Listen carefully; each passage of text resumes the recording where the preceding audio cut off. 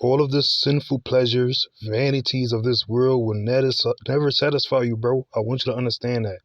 All the sinful pleasures and vanities of this world will never satisfy you. It never will. It never will. Your sinful, secular appetites of your flesh will never be satisfied.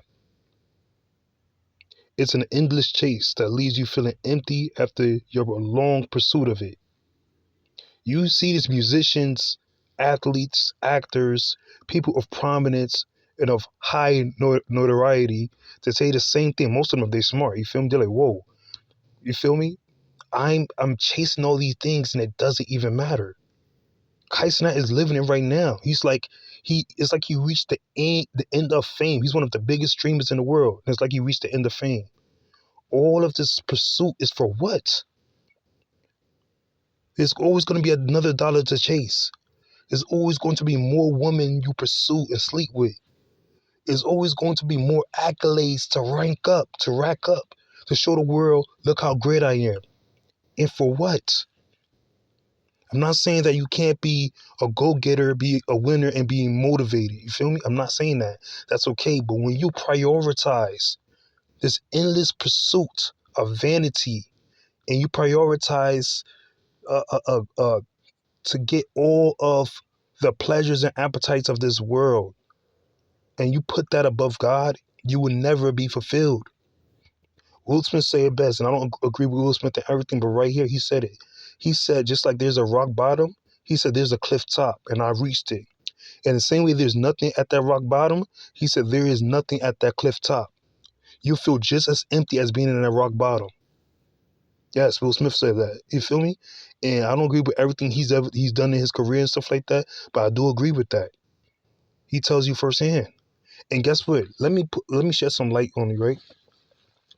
That's the reason why, right? Especially if you're an American, right? If you're an American in a first world country, I'm talking to the middle class American in a first world country. You may not be rich, right? Right? Objectively rich or in a 1% or 10%. But guess what? Do you know as a middle class American, you're literally wealthier than 60% of the people in this world?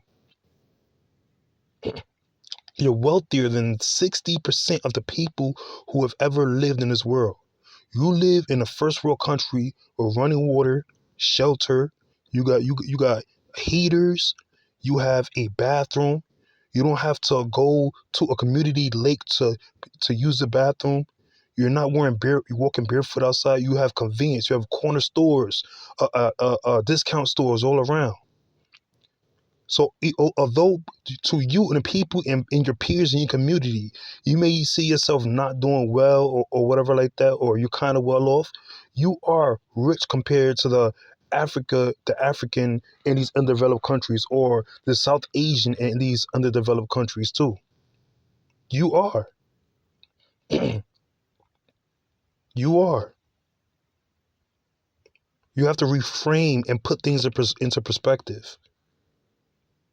And guess what?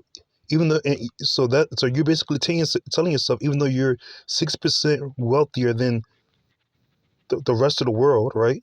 60% wealthier than the rest of the world, right? Because you have an apartment, you have a car, you have a PS5, you know, probably spent over $1,000 in clothes or boots and Timbs or whatever this year, right? And you're still not pleased. There's always going to be something more. And guess what? For you listening to this video, not for nothing, like I said, money is not evil, but the pursuit and the love and lust of money is evil. The pursuit and love and lust for all these materialism is evil. You want all these things to show out and show off to people who don't even like you, or they don't respect you, or better yet, they see you as a meal ticket, or better yet, they plan on sneaking you. Feel me? You got to reframe and look at things through a perspective, bro. You got to do that.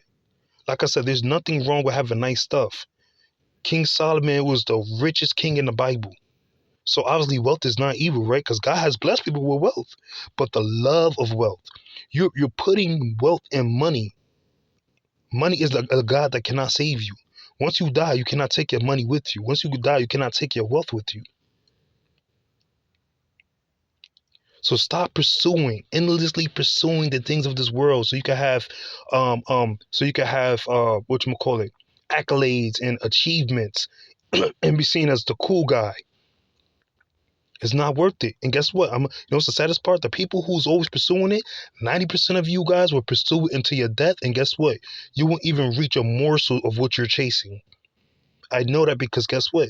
The majority of people who chase wealth, only a small percentage achieve it. That's the truth. So imagine chasing something so hard and the thing you're chasing don't even love you back. While you actively rejecting the only person in this world who truly loved your soul, which is Christ, which is Jesus Christ, which is Jehovah Jireh, Jehovah Nisi, Jehovah Adonai, the God of, man, I gotta push it into perspective, bro.